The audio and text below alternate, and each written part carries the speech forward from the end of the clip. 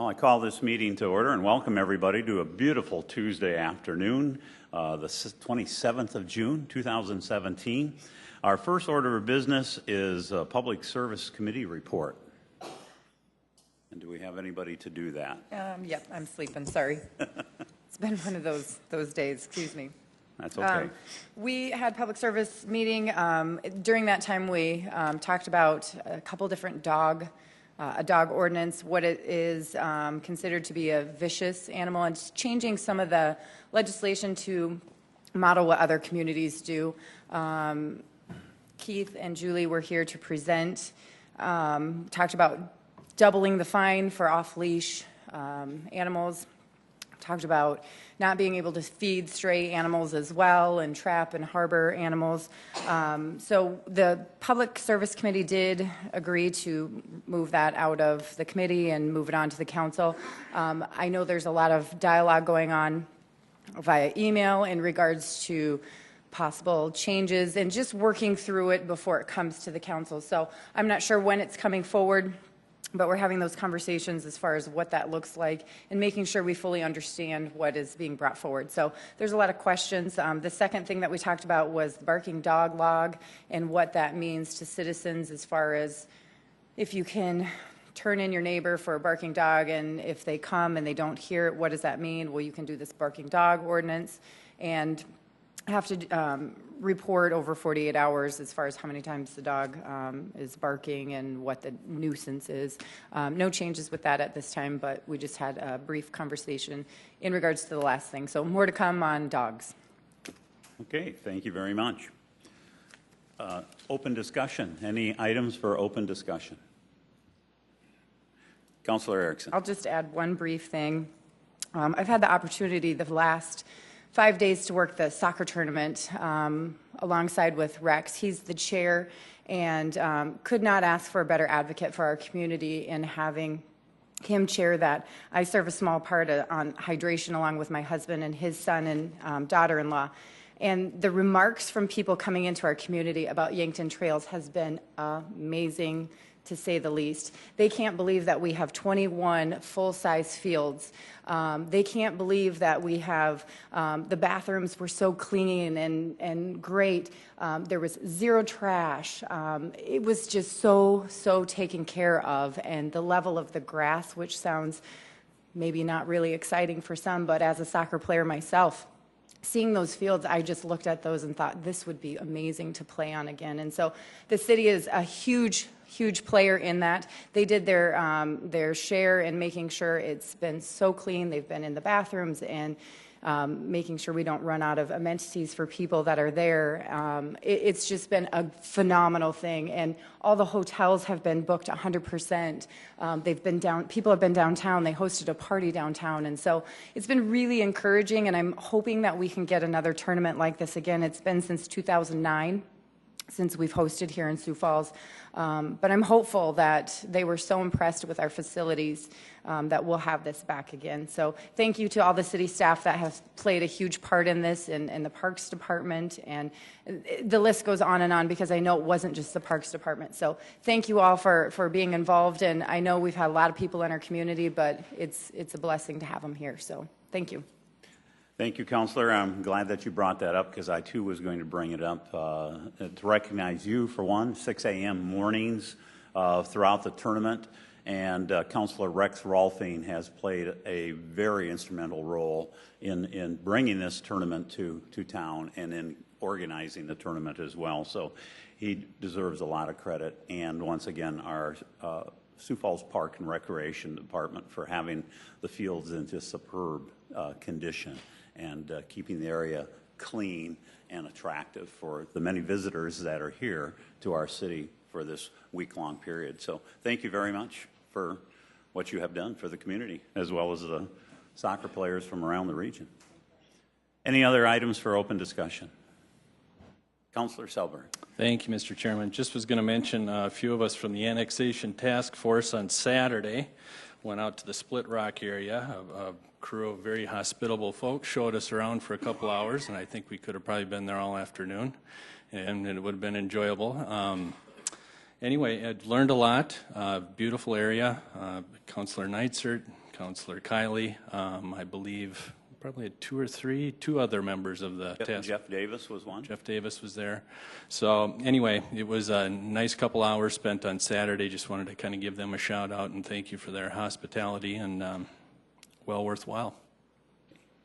Thank you, Councilor Selberg. Any other items? Okay, seeing none, then we get into our one and only presentation this afternoon, and that's the 2018-2022 Capital Program presentation by Mayor Huther. Welcome, Mayor. Council Chair Kiley, thank you so much for the opportunity, and councilors, thank you as well for the opportunity to engage you today. This is my final capital program budget presentation, the recommendations, and so I am so excited about this. At the same time, I don't want to leave, and I'm going to kick it off by just saying I'm so proud of this team. The things that we talked about as a team 7 years ago in terms of how we wanted budget presentations to go, how we would develop these budgets, the tough discussions that we'd have, it's really all come into play into developing this budget and then soon to be the operating budget. So again, I want to thank the city team as well. But in any case, let's get started. And I want to start a little bit by just chatting about Sioux Falls and some of the things that are going on. You know, there is this momentum. There's all these people that are moving into our city. And in fact, we experienced the largest growth ever in 2016 by adding 5,200 new residents to our town. That's like adding the city of Harrisburg in 1 year in our city. And yes, as I've mentioned, since I've been blessed to be your mayor, we've actually added the city of Watertown in terms of population growth on to our city. We've got investors that are just building all over town. As you know, we've experienced 4 straight years of record-breaking construction. And there is a really good chance that we could break it again. Businesses are hiring. We added almost 4,000 jobs last year alone. A challenge that we talk about and will continue to talk about involves workforce development, workforce recruitment. It is something that we face as a community. But as I've often relayed, I mean, what a great problem to have. Those help wanted signs, they are sprouting up everywhere.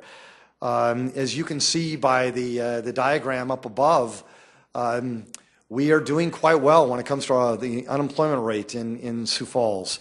It is no doubt we have one of the lowest unemployment rates in America, and right now we're at about 2.5,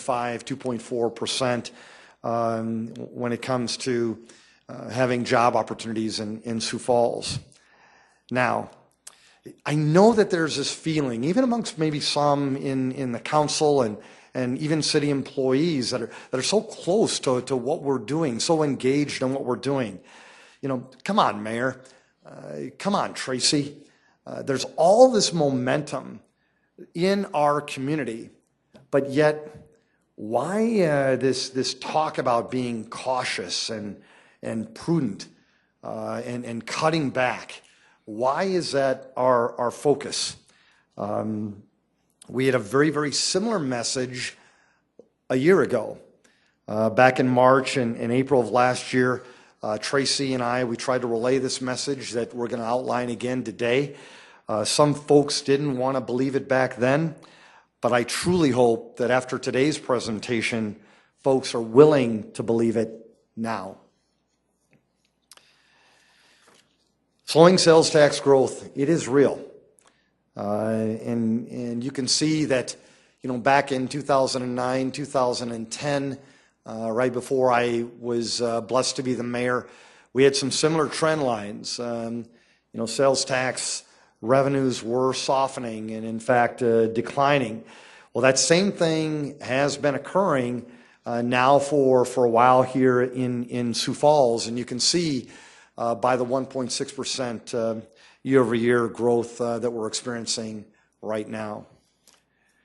It is softening, but why is that, Mayor? What's going on?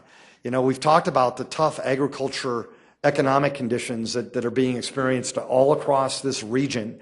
And remember, Sioux Falls, remember, Council, you know, as much as we want to talk about things like healthcare and tourism and retail and financial services, remember, this city's foundation, our economic foundation, is agriculture.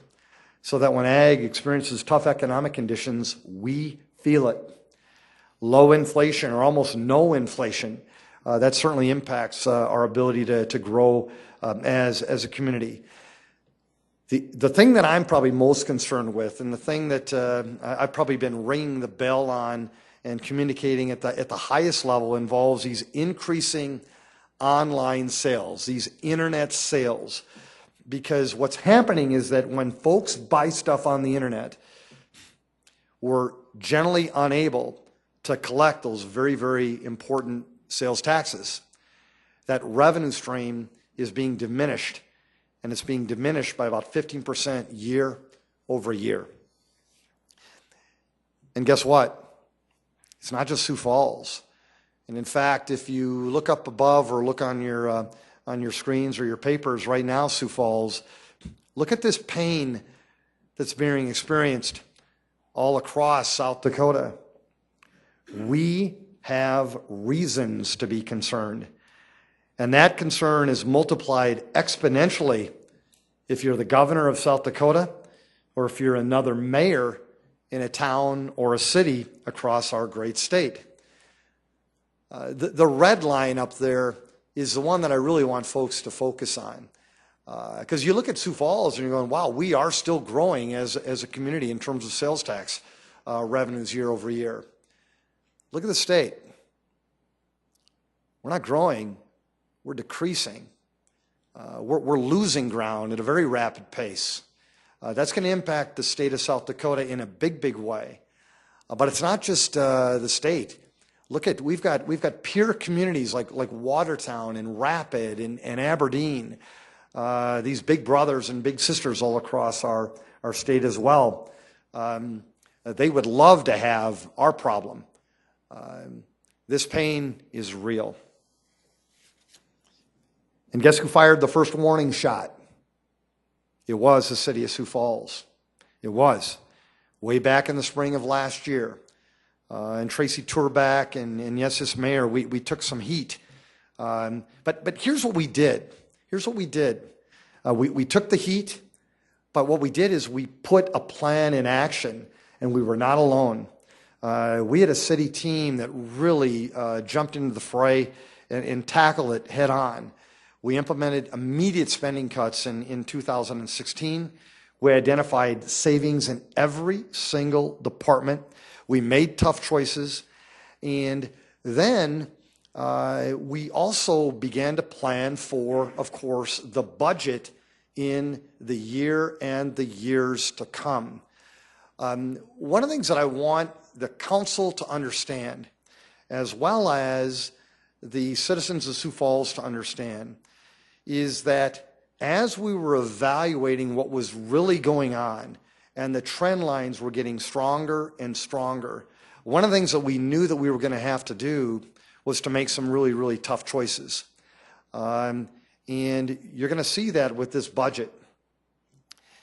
Something that I need folks to understand is that when we devised this budget, and we're going to talk about this today, there was very, very strong consideration to what has already been done or what has already been accomplished or what has already been invested in the city of Sioux Falls since I've been blessed to be your mayor since 2010. And I want to try to explain that to you now. We are going to live within our means in Sioux Falls.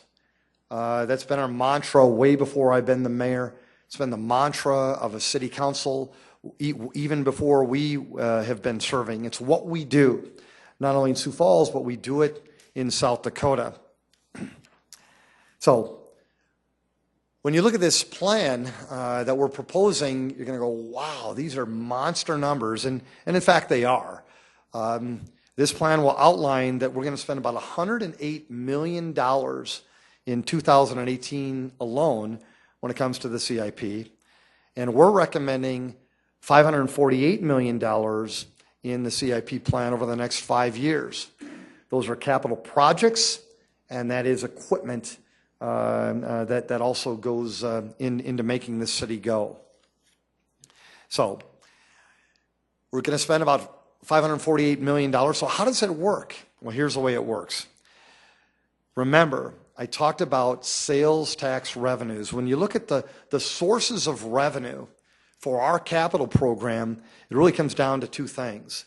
Sales tax revenue, as you can see, which makes up about 43% of the dollars that we spend, and this, user fees. User fees. And I want to thank the City Council over the 7 years that I've had the honor to work with you. The Council actually has had the guts. They've had the willingness to address a topic that a lot of others would run away from. And that is, they've had the willingness to raise user fees and keep revenues going in an appropriate fashion in this ever-growing city and in this place where if you don't invest, you're falling behind as well as things are deteriorating. Because when you look at the chart up above, about 70% of all the dollars are coming from those user fees as well as sales tax revenues. We get $548.3 million in, and we spend $548.3 million in spending. Here's where it goes. It really goes down to a couple of things, and that is highways and streets, utilities, and yes, culture and recreation, that parks and some other things. Media, council, and yes, Sioux Falls taxpayers. My gut says this is going to be the big storyline tonight on the news, and maybe the big storyline for all of you today. This chart. You know, I have had the pleasure to serve the citizens and to work with all the council.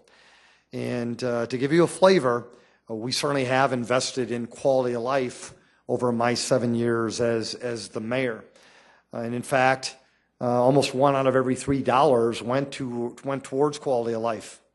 The direction that I'm recommending that we take over the next 5 years is a dramatic one. And that is that we put $9 out of every $10 towards streets and utilities versus what we've done in the past.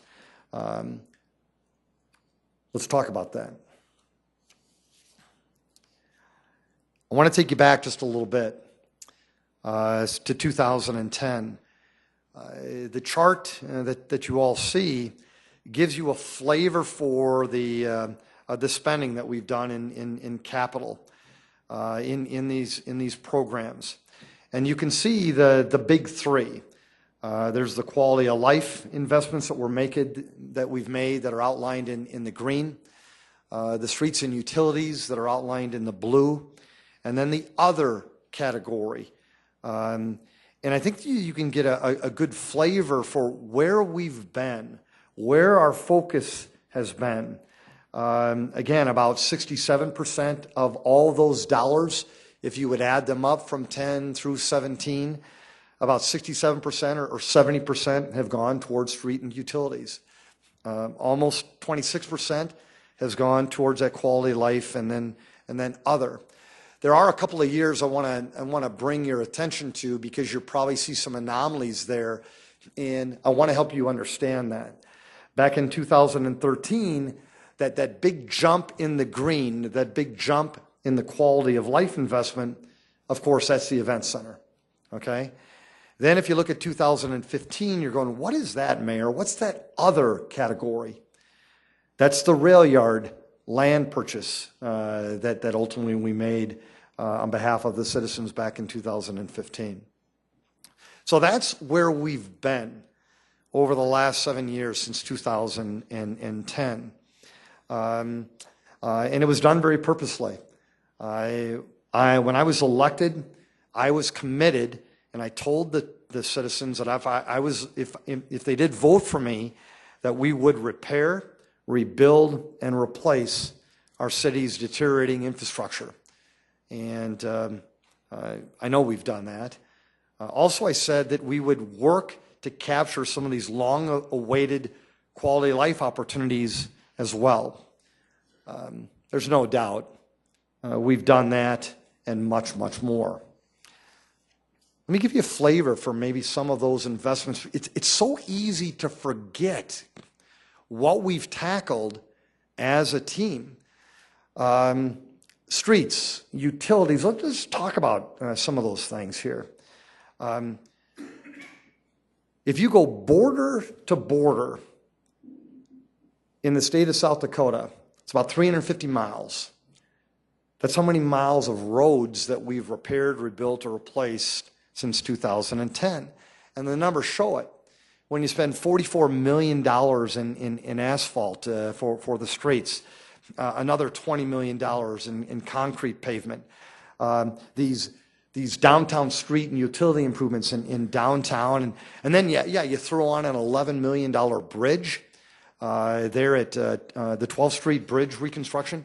These are big numbers, but ultimately they've made a difference in the quality of how we drive in Sioux Falls. But now the one that I think is going to get the most attention with this budget, and let me just say it in this way. Now hold on a minute, Mayor. Hold on there. It seems like there's not going to be enough money in the CIP going towards quality of life, or what some will consider the fun stuff. Before you say that, let's just step back a little bit and review what the citizens have invested in and the accomplishments that we've made over the last 7 years. We've invested over $200 million in quality of life since 2010. Let's talk about some of them.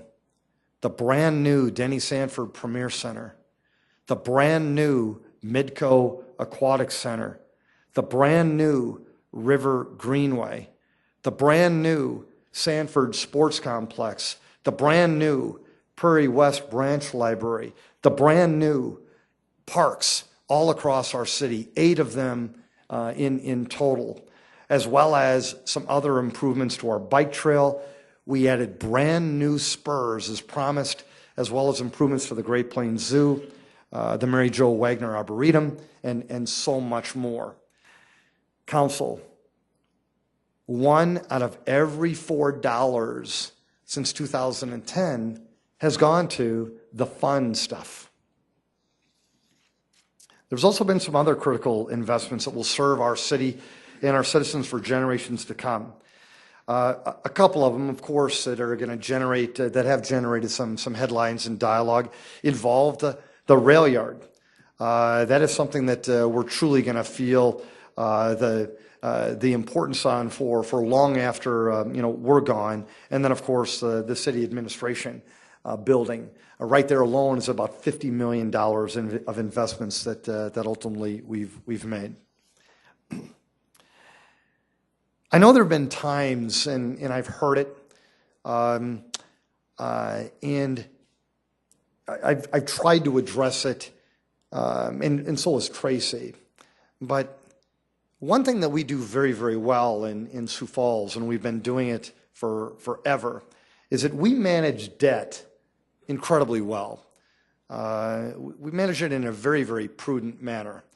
And I'm just going to ask you, Council, take a look at the diagram.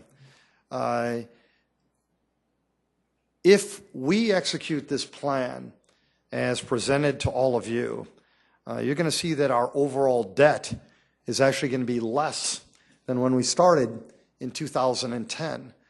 And look at all the things that we've still been able to accomplish, we've still been able to invest in as a city. And yes, that includes that $119 million event center and the admin building and so much more. Council, if you don't believe that diagram, let's go to the next one. Let's go to the next one. Let's compare our city with our peer cities in terms of how do we manage debt in our city. What is our per capita debt, or what we call our debt burden, okay? We have far less debt per capita than our peer cities. And here's the thing that I would encourage the council to consider. Look at these peer cities. Look at the per capita debt. Now let's compare the following, because I'll do it. I'll compare our quality of life along with the quality of our roads and our streets against any one of these peer cities. And we're doing it with a lot less debt than any of them. In this plan, tough but necessary choices have been made. And let's talk about some of them. And I'm sure that these are going to make headlines and storylines for the months to come. And council, I would encourage you to analyze these, to question these, maybe even scrutinize these, and you should. Because not only are they tough for us and tough for our department heads and our employees, they're going to be tough for you and tough for our citizens as well. So let's talk about them. We've put together a plan where we made $45 million in cuts to the capital plan that we presented to you just a year ago. We have growth projections that are much more conservative than we ever projected. We've got no choice. The trend lines, they truly do tell a story, and they're not getting better. And rather than bury our heads in the sand, hoping that this bad news is going to go away, instead, we wanted to tackle it head on, and this plan will reflect that. The numbers that you see above, I just want to explain this to you, council, as well as to the people of Sioux Falls. The 2017-2021 plan that we presented to you a year ago, those were the growth projection numbers that we were planning for. Let's just go through them. 4, 5, 5, 5, 5, 5. And that's what we were planning. That is not realistic. Not at all. And we wanted to be as prudent and cautious as we could be. And so we've changed that plan. And not only is it going to impact the capital, it's certainly going to impact the operating budget as well. And we look forward to talking to you about that. But in terms of the impact in millions, when you take a 4% projection in 17 and now you plan 0% year-over-year growth, in 1 year alone, that's a $2.7 million hit. But look at the numbers as you go out. Look at how that compounds itself. If we are projecting a 1% growth in 2018, look at how those numbers compound. A $5 million impact in terms of the 18 plan, a $7 million impact in the 19 plan, and you go out to 2022, it's an $11 million impact to our plan, to our ability to spend, to our ability to tackle things like capital and operating expenses. And again, remember, Sioux Falls, we're doing better than the other folks, not only in South Dakota, but across the Midwest. This is real, and we are having to face it, and that's what this plan does. So let's talk about some of those things that people are going to be asking you about, council. We did make some reductions, even to our street-related program. Now remember, I'm encouraging us to invest 9 out of every $10 into streets, into roads, into sewer, into utilities. I'm encouraging us to do that. But even with that, we still have to make some cuts to what we had planned to do in the street-related programs in the years to come. The first one is, I don't know if you remember, but we had this study where we took a picture and we analyzed every single road in our town. And it was very, very valuable because it made us do an objective view of where we spend our dollars versus more of a subjective view. And so in our plan last year, we put together a plan where we would put 100% of the recommended dollars that IMS had, and that's what we put the plan towards. Now, we have reduced that to now 85% of the IMS recommendations. What that means is that we're recommending that we repair, rebuild, or replace about 100 fewer blocks of roads in our town. There's also going to be some major street reconstruction scope reductions. There's also going to be some arterial street improvements and, yes, downtown area improvement projects that have been moved to later years. And we'll talk about that more in the weeks and the months to come. Other tough decisions have been made. This is more on the quality of life side. I have been a strong advocate for adding more and more bike trail spurs. And we've done that in a pretty grand way over since 2010. But there were more bike trail spurs that we were planning on doing, and we've actually removed those now from this plan.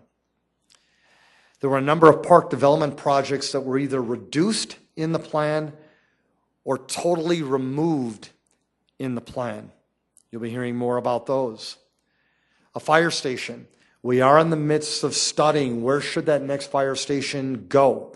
How can we maximize the women and men of fire and rescue? We are recommending that we move the construction of the new fire station to now 2020 versus 2019. Something like our police range, where the women and men of police they practice their firearms. We had a roof baffle system that we've completely removed now from this plan. Now we have added some things. We do want to stay ahead of some of the improvements in terms of our facilities. And then, yes, of course, the council, I think you've fully committed to the archive building, and of course we put those dollars back in this per your direction. Now, even though we are going to make some tough choices, we are still going to get stuff done. And again, we certainly have it better than most communities. It gives us that opportunity to still stay one step ahead of growth and provide a great quality of life, a safe place to live, and things like that. So let's just talk about it. Remember, 90% of the projects that I'm recommending that we tackle, or that we're recommending that we tackle in this CIP, is going to be in streets and utilities. And this kind of breaks it out for you in terms of where those dollars are going. They're big numbers. $60 million in street maintenance, $60 million in street improvements as we grow our city, as well as existing roads. We want to reconstruct those as well. So there's another $36 million in investments. Councilor Staley, I know you have this question. You've asked it a couple times, and I respect it. You know, we did this IMS study. We do now have an objective view of our roads, all of our roads. Yes, we have identified the worst roads in our city. And the question has been, so when are you going to get them fixed? When are they all going to be improved? We put together a plan that will have all of those streets that have been rated very poor. They will all be improved by the end of 2019. And in fact, in 2018, we'll tackle 821 of our city blocks will be repaired in 18 alone. We are growing. No doubt we are growing. And this budget will ensure that we stay one step ahead of that growth. I don't need to go through all of these arterial street improvements, but these are the big ones that as we are growing out versus up, we are going to tackle as a city. And I know that people that are trying to keep moving to and from work every day, as well as have smoother roads ahead, they're cheering on some of these big ones. And yes, the one that'll certainly get a lot of attention is that T. Ellis Road from 12th Street to 41st Street. That's the big one that we probably talk about the most in this community right now, especially on the west side. So yes, we are going to tackle that one as a city in this budget. But we do have some existing roads too. And these are big projects. Of course, more repair needs to be done all across our great city. Some of those big ones are shown on the screen above. Madison Street, from West Avenue to Louise. Of course, some of those monsters like Minnesota Avenue, 41st Street, Rice Street, and 57th. Those are going to be improved in a big way. We do need to keep Sioux Falls moving, and that was made clear also in the citizen survey. People want to get from point A to point B in a productive way, in an efficient way. And so in this plan, we will be urging the council and the citizens to invest more in traffic light technology. And that's exactly what we're planning to do. Talked about utilities. This is truly, in my mind, a hidden success story.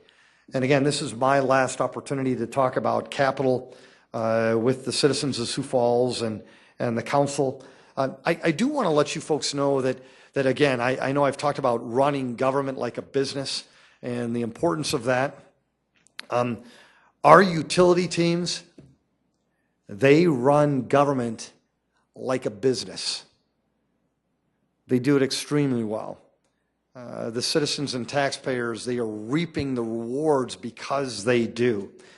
We do it well. We're staying ahead of these infrastructure needs, and as you can see by the numbers above, we're planning to spend even more money in these utility investments in the years to come. There is a topic that not everybody cares about, but we should, and that is we are being reviewed, and we have been analyzed for our ADA compliance. And even though we've been addressing this in a big way, there's still a lot more work to do. This plan will ensure access for everyone, and I mean everyone. So we will have sidewalks and curb barriers that will be improved so that if you are in a wheelchair, if you are visually impaired, you can walk safely all across this town. So again, you can see the numbers. It's important that we address this, and we want to let the people that are analyzing Sioux Falls right now, we want to let them know we've heard you, and we're going to get it. We're going to make it happen. The one that I'm just so enthused about is that we are going to invest about $2.3 million in the rail yard redevelopment effort. Again, we were very fortunate to receive $35 million from the United States taxpayers to ultimately invest in our downtown with that 10 acres of land. We are going to begin to remove that existing track as early as this fall. And this is kind of a fun thing, but we're going to remove 6 inches of the contaminated soil. We'll replace it with topsoil. We'll install that 6-foot security fence along that east edge of the redevelopment property. So there will be kind of a separation between the remaining 2 rail lines and the property that we're going to redevelop. And yes, well, those very bumpy crossings at 6th Street and 8th Street, we'll remove those, install some new pavement and some sidewalk, demolish that freight house, and then yes, work on that information kiosk that will provide some history for generations to come. Mayor, is there any fun stuff, anything in this plan that you're recommending? This is about it. Certainly there's some investments we're going to make in parks, and yes, in quality of life. But the big one is the Levitt Shell and investments in Falls Park West. This will be downtown's event center. And you can see that we're going to do some heavy construction in 18 with that grand opening in 19. And we put aside $2.5 million in terms of an investment to kind of match the private investment. And ultimately, this will be a real crown jewel for for our downtown and for our city. And remember, this is for everyone. It's young and old, rich or poor, black or white. It's for everyone, regardless of where you live, regardless of your income. These will be free events that will be held in the heart of our downtown. So what's the bottom line?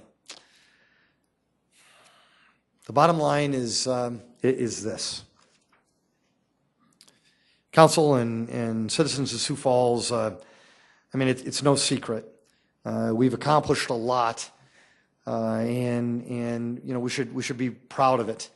Certainly have made some strong investments over the years, and ultimately have made good things happen, not only for the people of Sioux Falls, but for visitors to our great city as well. Here's the deal, taxpayers. We can't spend more than what we take in. It's just the rules of the game in Sioux Falls, South Dakota. And so that's the reality. So that if sales tax revenues, if they are softening, then we have to heed that call. Council, as you know, you will never please everyone. There are some recommended changes within this budget that are certainly going to give people some angst. And I understand it. We understand it as a team. And there will be some angst created with the capital budget. And I'll give you a little scoop. There's going to be some angst created with the operating budget as well. But I think that one thing that is clear about Sioux Falls and all of South Dakota is that if you are in a tight environment when it comes to financially a tight environment, our citizens want us to focus on the basics, the fundamentals, the boring stuff. And that's what this CIP does. Again, 9 out of every $10 is going towards streets and utilities. And Mayor Munson, when he was done serving, he left the city of Sioux Falls on solid financial ground. He and the city team and the council team at that time, they really had to tackle some tough times. They had to make some tough choices. They actually made a number of people upset in the process because of the tough choices that were made. But ultimately, they left this city on rock solid ground. And we're going to do the same thing as a city, as an executive branch, as a legislative branch, as citizens. We'll do that, and we'll also keep the momentum going. This leadership gig is hard, but it's unbelievably rewarding too. As I said, council, citizens of Sioux Falls, this is my last CIP presentation. It is one that I may be most proud of, and I just want to celebrate the work of your city employees, your department heads, your finance team, and now we'll turn the reins over to the council so that you can do your good work as well. It's been an honor to serve you and serve for you. Councilor Chair Kiley, thank you very much for the opportunity. Council Vice Chair Erickson, thank you very much for the opportunity. City Council and citizens of Sioux Falls, thank you for the opportunity today. Make it a great day. Thank you, Mayor Huther. And I'd just like to remind the council that in 3 weeks from today, we'll have the 2018 budget address. And then, and between now and then, we have plenty of time to ask questions of the different administrators for the departments. So I would encourage you to do that. And then we will have council work sessions, several work sessions, the first one scheduled for August 1st at 2 o'clock right here at the Carnegie. So we have our work to do between now and then, and I encourage you to ask as many questions as you have. Mayor Huther, thank you very much. Thanks, Councilor Chair. This meeting, before I adjourn it, there is a Minnehaha County and City joint meeting that will begin promptly at 5 o'clock. This meeting is adjourned.